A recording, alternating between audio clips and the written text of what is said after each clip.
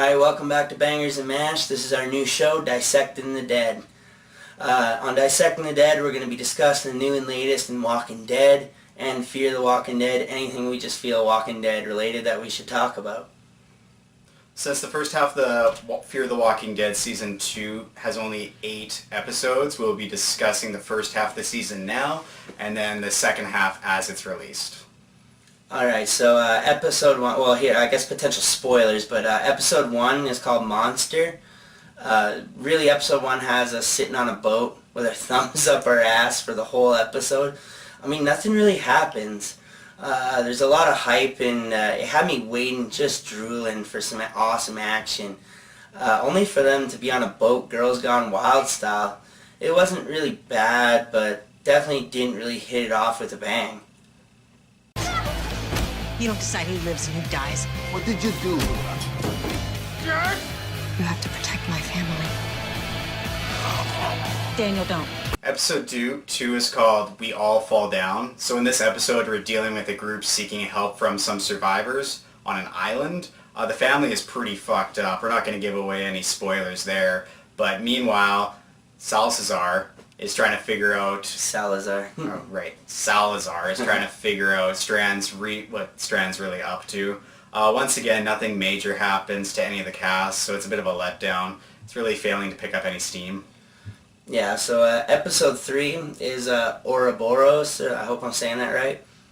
In this episode, they basically discover that Strand is actually lying about where they're going all along. Meanwhile, Alicia, Nick, and some others, they decide to go check out a wrecked plane.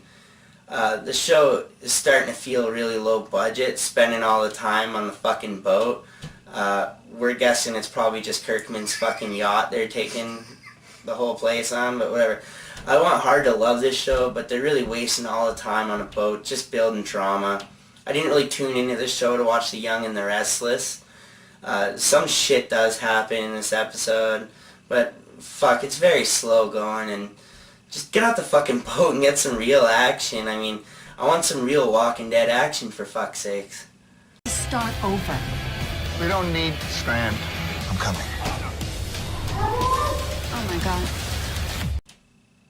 Okay, so episode 4 is Blood in the Streets. It consists of Nick looking for Strand's associate that's going to help them. Meanwhile, the group lets a family in distress on the boat. We figure out more about Strand and his past through flashbacks, all tying in while Nick is searching for Strand's associates. The group brought on board ends up holding them hostage.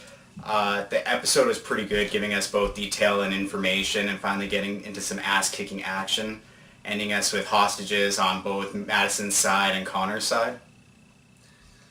Alright, episode 5 is called Captive. Basically, I got a lot to say about this one. Alicia wakes up on a boat in a dock and is soon put to work by her captors. She gains the trust of Jack. He's the asshole she was talking to on the radio all along, which basically led her into this mess. Alicia and Jack make a plan to run off together. Meanwhile, while this is happening, Travis is also locked up on the boat, and he has a deep conversation with Alex. She's some chick they forced out on a raft who's all ultra pissed at them now. I mean, now this bugged me hard because she hates on them so hard. You know, putting her in that raft, essentially saving her life, alright? And all of this despite the fact that she has done worse to people. I mean, Travis chose not to kill her while trying to make a decision to save his family. She's killed people for less, and I felt this angle was built upon all wrong. But anyways, back to... Alicia breaks Travis out by fighting some pregnant chick, more pushing her over than anything. Meanwhile, Madison has plans of her own to try and free the captives, all while yelling at her son Nick not to go on missions. They strike a deal with Connor.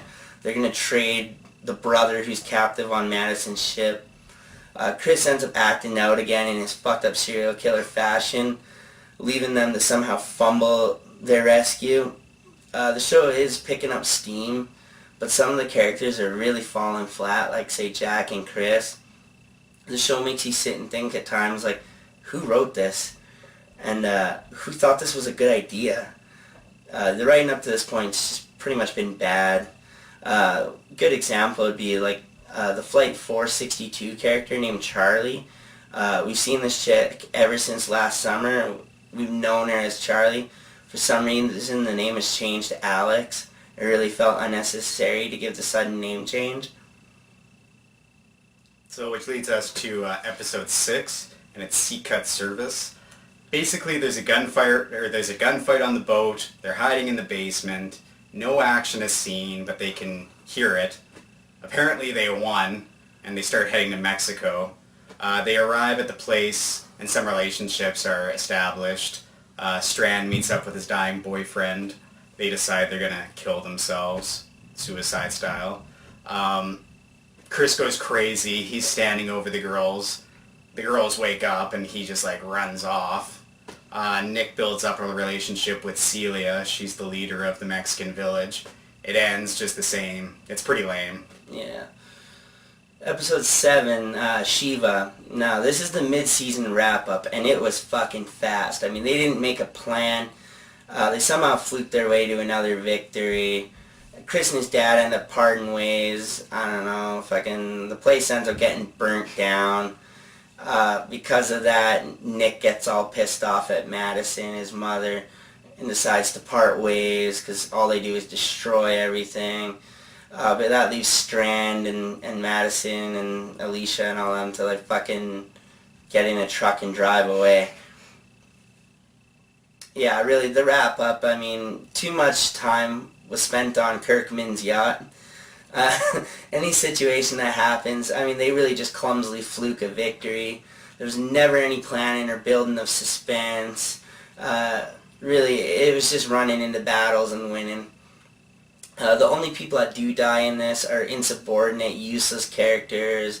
The fact that no one important dies, it really lacks any shock value. Like, for example, say if Chris had killed his dad, or if his dad had killed Chris, I mean, that would have been a shock.